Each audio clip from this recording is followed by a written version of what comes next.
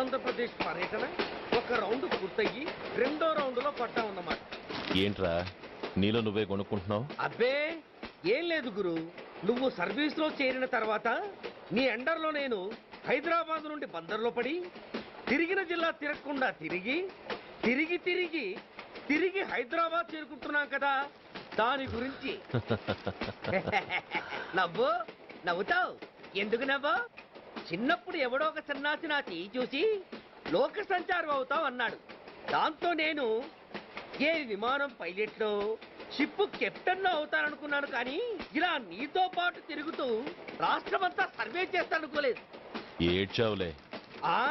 నిజంగానే ఏడ్చినట్టుంది. డ్రెస్ కిందకు 30 ఏళ్ళు వచ్చినా ఇంకా పెళ్లి కాలేదంటే తెలిసిన వాళ్ళందరూ నన్ను ఆట్ అయిపోయి అనుకుంటారు తెలుసా. అయితే ఓ మంచి అమ్మాయిని చూసి చేసుకోవచ్చుగా. చేసుకోవచ్చు, ఎందుకు చేసుకోకూడదు? కానీ అవకాశం ఏది? ఫస్ట్ బందర్ బస్ స్టాప్ లో అమ్మాయిని చూసి ముచ్చటపడి పేరు అడుగుదామనుకున్నా. అడిగే లోపల ఆదిలాబాద్ ట్రాన్స్ఫర్ చేశారు. అక్కడ ఇంకో సుందరి కనిపించింది, పేరు అడిగా. ఆ అమ్మాయి పెద విప్పే లోపల ప్రకాశం జిల్లా పంపించారు. ఒంగోలులో ఇంకో అమ్మాయి కనిపించింది, పేరు చెప్పింది. ట్రాఫిక్ లో వినబడలా అనే లోపు విజయవాడ తన్నారు. ఇలా నిలకడ లేకుండా నీతో పాటు తిరుగుతూ ఉంటే లవ్ ఎక్కడా, మ్యారేజ్ ఎక్కడా? నా బొంద. అంత ఇబ్బందిగా ఉంటే నాతో పాటు ఎడవడం ఎందుకు? మంచి ఉద్యోగం ఇప్పిస్తాను, హాయిగా పెళ్లి చేసుకుని సెటిల్ అవ్వు అంటావు అంతేగా. జీవితాంతం ఒంటరిగా అయినా గడిపేస్తాను గానీ మీ ఫ్రెండ్షిప్ మాత్రం దూరం చేసుకుని ఏసీపీ గారు. ఇది కొంచెం ఓవర్ అయినట్టుంది. ఓవర్ అయిందా? ఐసీ, అయితే ఆపేస్తాను. ఈ టికెట్ ఎవరు బాబు? బాబు కాదు, పాప. ఈ టికెట్ తెలదు. ఏ నా టికెట్ ఏం తక్కువ? రేటు తక్కువ. ఇది సూపర్ ఫాస్ట్ ట్రైన్. నువ్వు ఎక్కాల్సిన మామూలు ట్రైన్. సికింద్రాబాద్ లో దిగి పీటీ కట్టించుకుని మీ ఊరెళ్ళు. ఏ ఈ ట్రైన్ భువనగిరి వెళ్ళదా? వెళ్తుంది కానీ ఆగదు. ఆగదా? ఎందుకు ఆగదు? ముందు కరీంనగర్ లో ఆగింది, తర్వాత సికింద్రాబాద్ లో ఆగుతుంది. మధ్యలో ఉన్న భువనగిరిలో ఎందుకు ఆగదు? ఏంటి లాజిక్కా? మీ ఊరికి ఈ ట్రైన్ ఆగేంత బిల్డప్ లేదు గానీ ఎక్కువ మాట్లాడకుండా సికింద్రాబాద్ లో దిగిపో. ఏంటయ్యా అమాయకురాల్లా కనిపిస్తున్నాన్ని దబాయిస్తున్నావా? టికెట్ ఇచ్చినప్పుడు రైలు కాపరు? ఈ రైలు మా ఊళ్ళో ఆగాల్సిందే, ఆపి తీరాల్సిందే. అమ్మాయి, ఆడపిల్లవని ఊరుకుంటుంటే తెగరెచ్చిపోతున్నావు. ఇంకా ఎక్స్ట్రాలు చేసావంటే సికింద్రాబాద్ దాకా ఎక్సెస్ ఫేర్ రాసి ఫైన్ కూడా కట్టిస్తాను, జాగ్రత్త. ఏంటమ్మా నేనేమన్నానని? ఊరుకో తల్లి, ఊరుకో, నువ్వేం కట్టగర్లేదులే. ఏంటిది? కట్ట కాదు, పుస్తే. పుష్ట? ఒక పుస్తంటే 2 జీవితాల బంధం. ఈ తాళి పట్టుతోనే నా స్నేహితురాలి పెళ్లి ముడిపడి ఉంది. నేను టైంకి భువనగిరి చేరకపోతే ఆ పెళ్లి ఆగిపోతుంది. నేను తాళి పట్టు తీసుకెళ్తున్నానంటే వాళ్ళదెంత పేద కుటుంబమో ఆలోచించండి. అది అసలు అభిమానం గల పిల్ల. అలాంటి దాన్ని పెళ్లి ఆగిపోతే ఆత్మహత్య చేసుకుంటుంది. ఆ పాప మీకు నాకు చుట్టుకుంటుంది. అందుకే చెప్తున్నాను, ఈ చైన్ లాగి ట్రైన్ అన్న ఆపండి, లేదా ఈ చైన్ లాగి నా ప్రాణాలను తీసేయండి. అమ్మా ఆండాళమ్మ కాదు, రంబమ్మ. ఆ పోని రంబమ్మ. ఆ చైన్ లాగి నా ఉద్యోగం పోగొట్టుకునే దమ్ము నాకు లేదు గాని గార్డుతో మాట్లాడి మీ ఊళ్ళో ట్రైన్ స్లోగా వెళ్ళేలా చేస్తాను. రన్నింగ్ లో దిగలవా? స్టేషన్ వచ్చేసింది, జాగ్రత్తగా దిగమ్మా. దిగ్గానే నీ సామాన్లు కింద పడేస్తాం.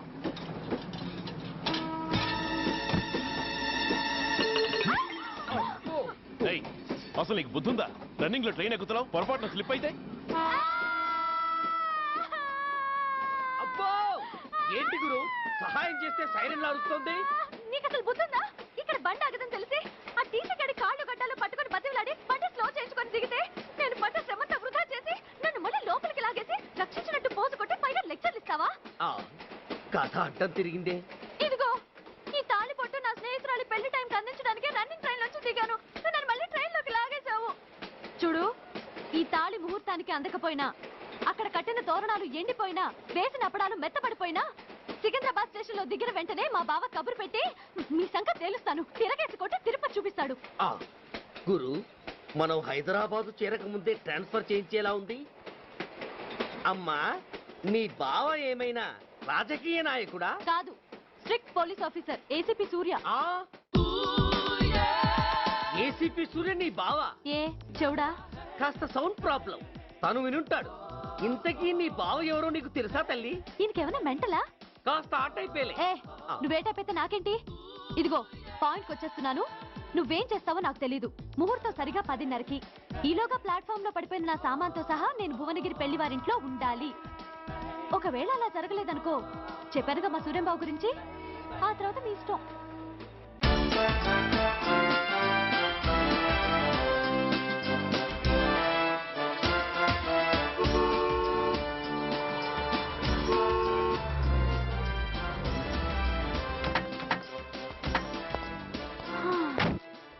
జురాసిక్ పార్క్ లో చిన్న డైనోసార్ లాగా ఏంటా లుక్కు?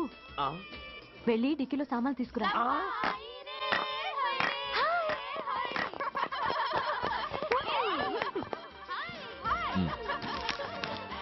పర్వాలేదు, ఉంచుకో. టిక్కితి. ఏంటి ఇంత ఆలస్యంగా వచ్చావు? సారీనే. అది సరే గాని అతను ఎవరే? వీడా, వాడ అసిస్టెంట్. మరి అతను? వాడా, మన బాడీ గార్డ్. అవును, పెళ్లి కూతురేది? లోపల మేకప్ అవుతుంది. నీ మీద చాలా కోపంగా ఉంది. కనీసం 2 రోజుల ముందైనా వస్తావని ఎక్స్పెక్ట్ చేసింది. దాని కోపం పోగొట్టడానికి నా దగ్గర ఓ మంత్రం ఉందిలే. ఈ ప్రెజెంటేషన్ చూడగానే అది ఐస్ అయిపోతుంది.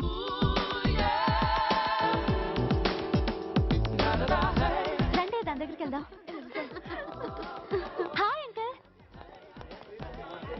నమస్తే సార్, వెల్కమ్ సార్. మీకు వైజాగ్ కార్డు పంపించారు సార్. పర్సనల్ గా చెబుదామని ఫోన్ కూడా చేశాను. మీకు హైదరాబాద్ ట్రాన్స్ఫర్ అయిందని చెప్పారు.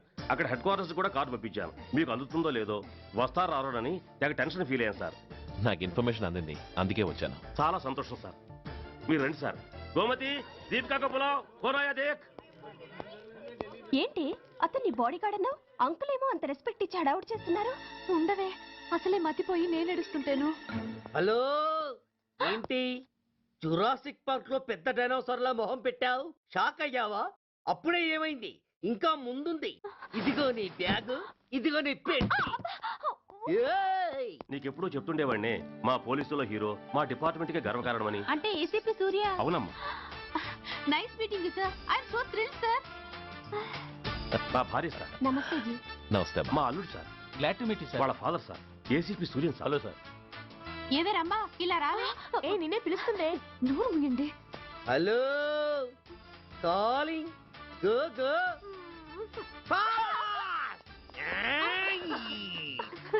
సార్ సార్, రమ్మ అని నా close friend sir. ACP Suryam గారే.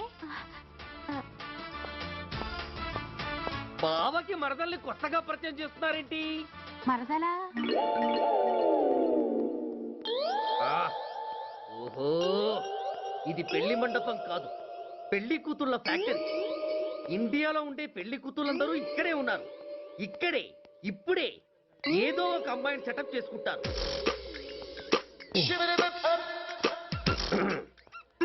ఆ, లేత క్యాబేజీ లాంటి కాలేజీ పిల్ల నన్ను చూసి నవ్విందంటే ఇక ప్రొసీడ్ అవ్వడమే.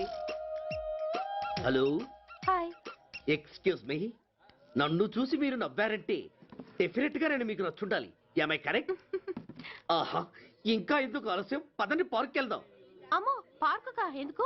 ఎందుకేమిటి, మనసు విప్పి మాట్లాడుకోవడానికి. అమ్మో వద్దండి, మాది అసలే సాంప్రదాయమైన కుటుంబం. మీరు నన్ను పార్కుకు తీసుకువెళ్తారు, అక్కడున్న లవ్ జంటల్ని చూసి మనం కూడా అలా మాట్లాడుకుందామని నా భుజం మీద చేస్తారు. ఆ తర్వాత నన్ను ఏ పొదల్లోకి తీసుకెళ్తారు. అమ్మో, అక్కడ ఏ తప్పో జరిగిపోతుంది. వద్దండి, మాది అసలే సాంప్రదాయమైన కుటుంబం. అయ్యయ్యో, నేను అలాంటి వాడిని కాదండి. నేను మిమ్మల్ని ఏమీ చేయను. పోనీ పార్క్ వద్దంటే మరిద్దరం కలిసి సినిమాకి వెళ్దాం. సినిమాకా? అమ్మో వద్దండి, మాది అసలే సాంప్రదాయమైన కుటుంబం. ఇద్దరం సినిమాకి వెళ్ళాక న్యూస్ అవగానే లైట్లు ఆపేస్తారు. ఆ తర్వాత మీరు చిన్నగా నా భుజం మీద చెయ్యేస్తారు. ఆ చీకట్లో లిప్ టు లిప్ కిస్ చేస్తారు. ఆ తర్వాత ఏ తప్పో జరిగిపోతుంది. అమ్మో వద్దండి, మాది అసలే సాంప్రదాయమైన కుటుంబం. అయ్యయ్యో, ఆ మాటకొస్తే మా కుటుంబంలో సాంప్రదాయమే తప్ప అసలు కుటుంబమే లేదండి. నేను చాలా జెంటిల్మెన్ని, ఎలిజిబుల్ బ్రహ్మచారిని. నేను మిమ్మల్ని ఏం చెయ్యను. మీ ఒడ్డు మీద అసలు చెయ్యే వెయ్యను. ప్రామిస్. నువ్వేం చేయనప్పుడు నీతో సినిమాకి పార్కుకి రావడం దేనికి రా? అమ్మో, సాంప్రదాయమైన కుటుంబం అంటే అర్థం ఇదా? కొంపదీసి ఎవరు చూడలేదు కదా? నేను చూశాను కదా. పడక నీ కంట్లోనే పడ్డానా తల్లి? నేనెవరికి చెప్పను గాని నాకు ఇన్ఫర్మేషన్ ఇస్తావా? ఏమిటది? పెళ్ళైందా? నాకా? ఛీ, నీ కాదు, ఆయనకి. ఆయనక? ఓహో, మా గురుడికా? అవును. అయ్యింది. 13 ఏళ్ల కొడుకు, 10 ఏళ్ల కూతురు నిజమా? ఉండుండేవారు. మనం చెప్పినప్పుడు వారు పెళ్లి చేసుకుని ఉంటే. అబ్బా, ఎందుకు కొట్టావు? ఆయనకి పెళ్ళైందని చెప్పి అనవసరంగా నన్ను టెన్షన్ పెట్టినందుకు. ఆయనకి పెళ్ళైతే నీకెందుకమ్మా టెన్షను? అందుకు.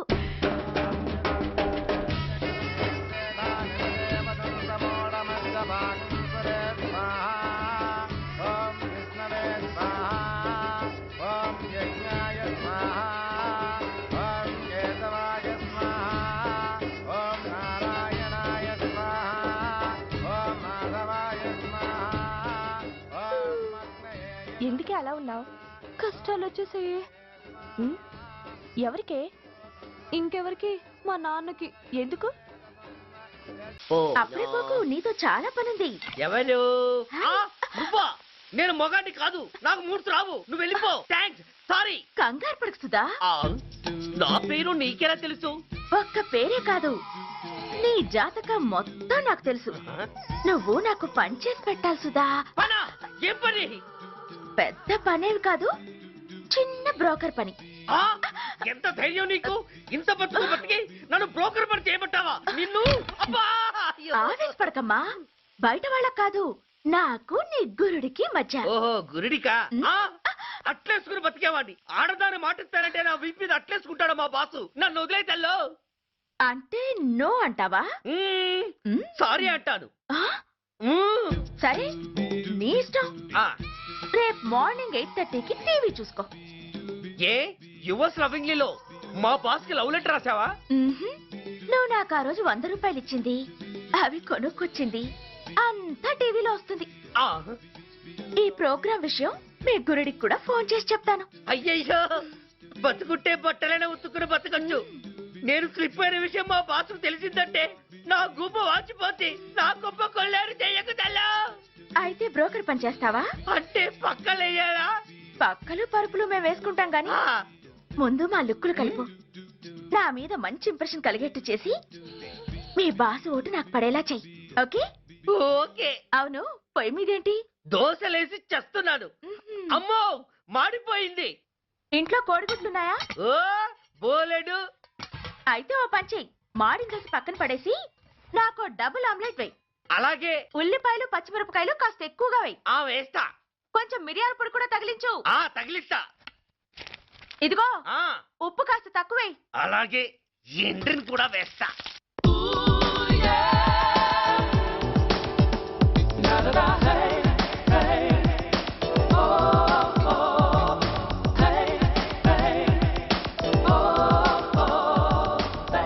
సుధా, తుఫాను వెలిసిందనుకుంటే భూకంపం వచ్చేస్తుంది. సుధా, హాల్లో ఎవతది? అదో పెద్ద క్యాసెట్. ఏంటి? అదెవరో నాకు తెలీదు. బాసుని కలవాలని వచ్చింది. ఆయన లేనప్పుడు అడ్డమైన వాళ్ళని ఇంట్లోకి ఎందుకు అలౌ చేస్తావు? ముందు దాన్ని బయట పంపను. అత్తవీతి, ఆవిడ్ని బయటకు పంపించేంత సీను నాకు లేదు తల్లి. ఏ ఆమ్లెట్ ఇంకా రెడీ కాలేదా? ఒక్క నిమిషం. దాని ఇంట్లో కూర్చోపెట్టిందే కాకుండా ఆమ్లెట్స్ గీమ్లెట్స్ వేసి మర్యాదలు కూడా చేస్తున్నావా? తప్పదు. తప్పదా? నిన్ను ఏం చేస్తా? అమ్మా, అబ్బా, అయ్యో, బిడ్డ చేశానా, బిడ్డ, అయ్యయ్యో. ఏయ్, ఎవరు నువ్వు? నీ అత్తమ్మ కోడల్ని. అయినా నేనెవరినైతే నీకెందుకు? నాకెందుకా? అసలు ఇంట్లో నీకేం పని? ముందు బయట నడు. నడవను. సూర్యాన్ని కలవందే నేను ఇక్కడి నుంచి కదలను. నీకు ఇబ్బందిగా ఉంటే నువ్వే బయటకెళ్ళు. ఎంత ధైర్యమే నీకు? నన్నే బయటకెళ్ళమంటావా? అసలు నేనెవరినో తెలుసా? ఎవరివే? సూర్యాని కాబోయే వైఫ్ ని. ఇంకా కాలేదు కదా, అయ్యేదాకా గ్యారంటీ ఏముంది? ఆ ఛాన్స్ నన్ను దాటి నీ దాకా రావాలి కదా. ఏంటి అన్నావ్? సాసర్ పగిలిపోద్ది, కప్పు పేలిపోద్ది, చిరిగి చాటవుద్ది, పగిలి పటాన్ చెరువవుద్ది. ఏంటి అన్నావ్? నువ్వేంటి అన్నావు? చంపేస్తాను. ఏంటి? చంపుతావా? ఏంటి? చంపుతున్నాను. చంపేస్తావా నిన్ను? అమ్మో, కప్పు సాసరు కలబడిపోయాయి. వీళ్ళే కనుక బాసుని కట్టుకుంటే ఆయన టీ కప్పులో తుఫానే. అవసరమైనప్పుడు కబురు పెడతాను, మీరు తప్పకుండా రావాలి. షూర్.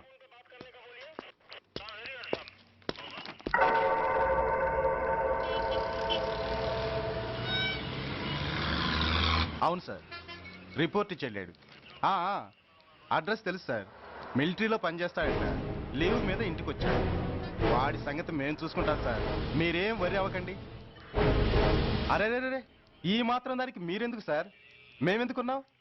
తెల్లారేసరికి వాడు ఎన్కౌంటర్ అయిపోతాడు. సరేనా? ఓకే సార్, ఉంటాను సార్. నమస్తే.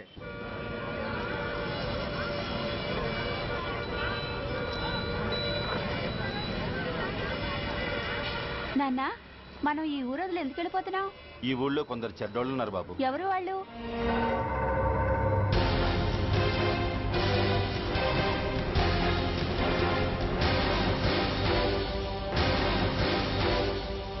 జై జవాన్.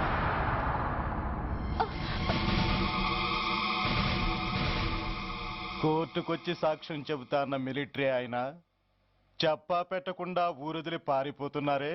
రేయ్, నేను సైనికుణ్ణిరా. వెన్ను చూపించి పారిపోవడం నాకు అలవాట్లేదు.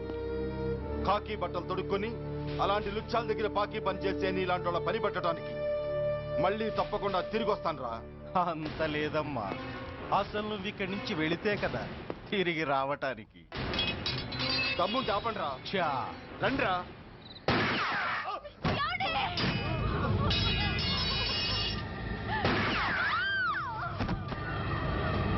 రేయ్, ఆ 2 శవాల్ని బస్సు వెనక టైర్ల కింద పడుకోబెట్టు.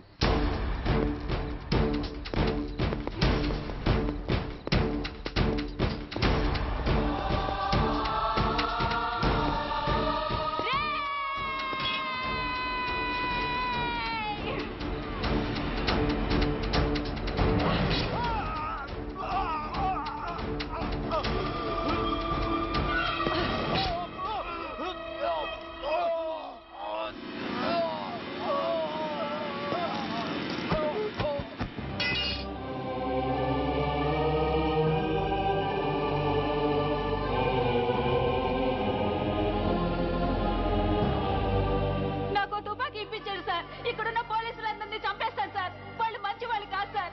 మా నాన్న దేశాన్ని కాపాడే సైనికుడు సార్. మా అమ్మని నాన్నని అన్యాయంగా చంపేశారు సార్ ఈ పోలీసులు. అసలు పోలీసు అని కూడా బతకూడదు సార్, బతకూడదు. నాకు తుపాకీ ఇప్పించండి సార్, ఇప్పించండి, ఇప్పించండి.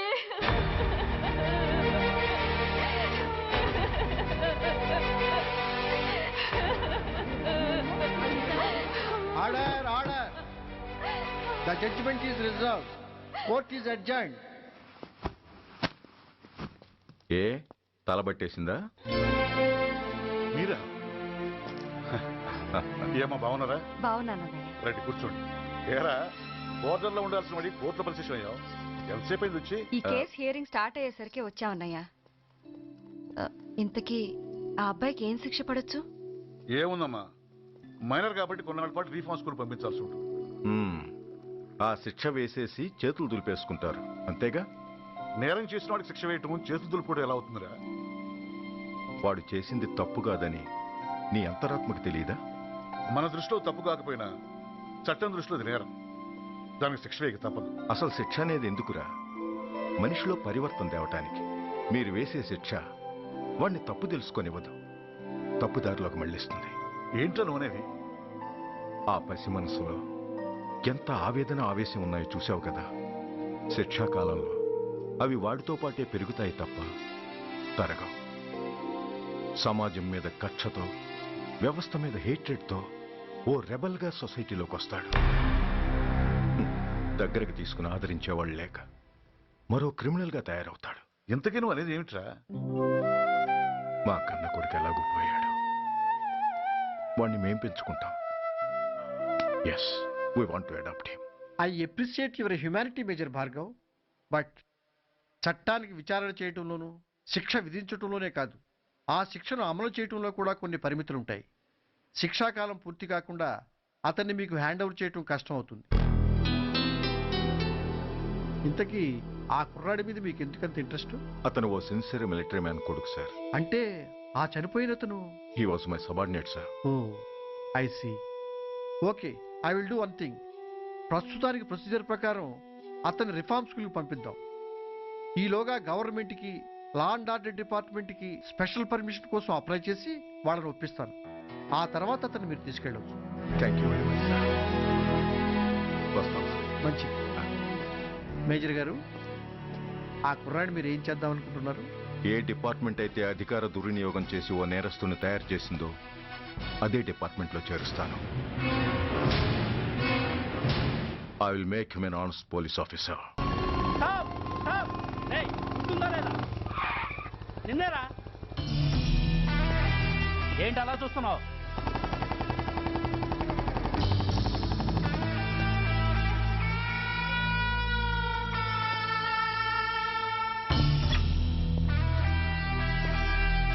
ఏంట్రా ఏంటి మీదకి వస్తున్నావు? ఏమన్నావురా? సిగ్నల్ పడకుండా ఎందుకు వెళ్ళావు? నన్ను నువ్వు ఏమన్నావు? బుద్ధి ఉందా లేదా అన్నాను. ఓహో,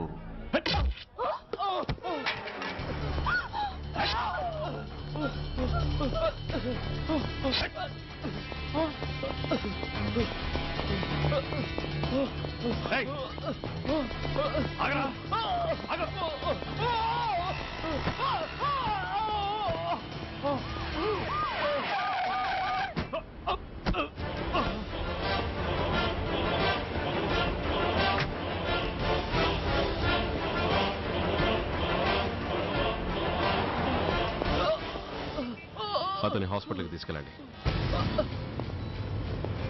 డ్రాప్ ది నైఫ్. కత్తి కింద పడై.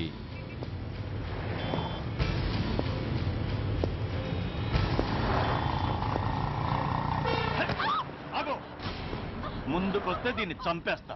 చంపే. చంపితే ఏమవుతుంది? నిన్ను చంపడం నాకు ఇంకా తేలిక. కమాన్, చంపే. ఆలోచిస్తావే కిల్లర్?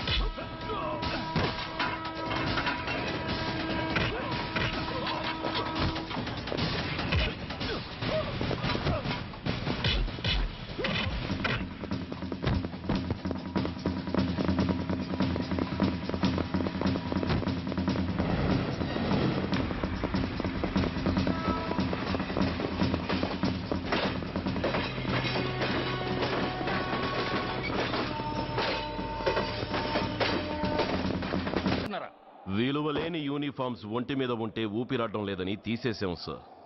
పందులు పందికుక్కులు స్టేషన్లోకి వచ్చేస్తుంటే వాటిని ఆపే శక్తి లేక తాళాలు వేసేసాం సార్. మిస్టర్ సూర్య, పోలీస్ వ్యవస్థ లాంటి ఎమర్జెన్సీ సర్వీసుల్లో ఇలా సమ్మెలు చేయడం నిషేధం.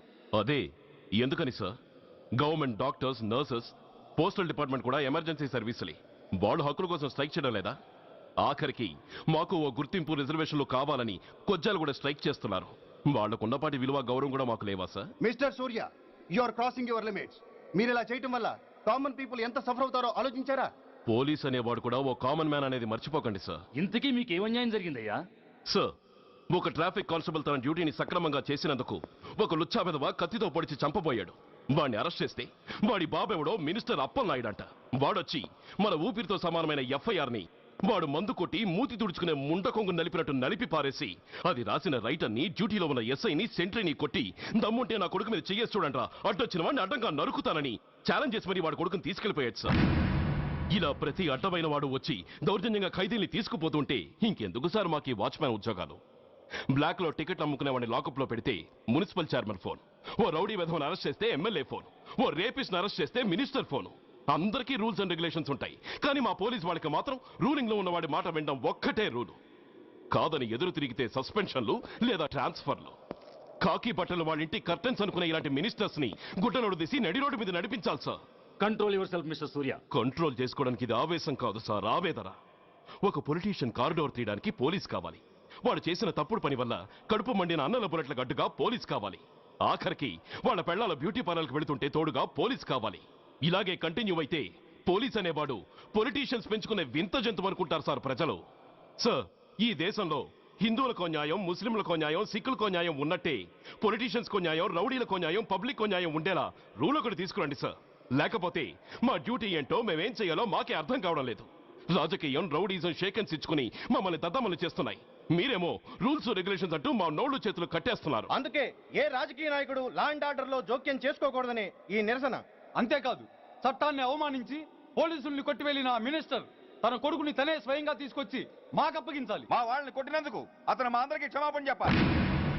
అతను మంత్రి అయ్యా. తప్పు చేసింది మంత్రైనా మంత్రసానైనా ఒక్కటే సార్.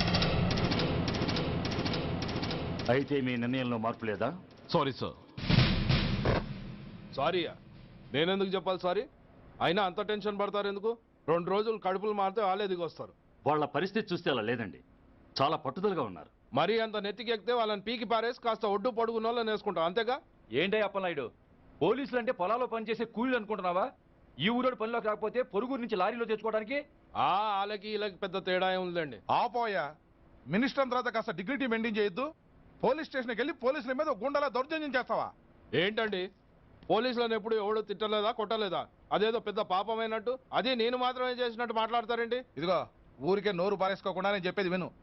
ఈ రోజు వైజాగ్ సిటీ వరకు ఉన్న ఈ స్ట్రైక్ రేపు స్టేట్ అంతా పైకిందనుకో, అప్పుడు మొత్తం ప్రభుత్వానికి ఎసరు వస్తుంది. ఆ పరిస్థితి కనుక వస్తే నిన్ను పార్టీ నుంచి ఈగ ముక్కను పీకినట్టు పీకి పారేస్తారు. అప్పుడుగా నేను ఎందుకు చెప్పా నీకు అర్థం కాదు. అప్పలనాయుడు గారు, ప్రెసిడెంట్ గారు చెప్పింది కరెక్ట్. ఓటితో పోయేదాన్ని గొడ్డల దాకా తెచ్చుకోవడం దేనికి చెప్పండి? అయితే ఇప్పుడు నన్ను ఏం చేయమంటారు?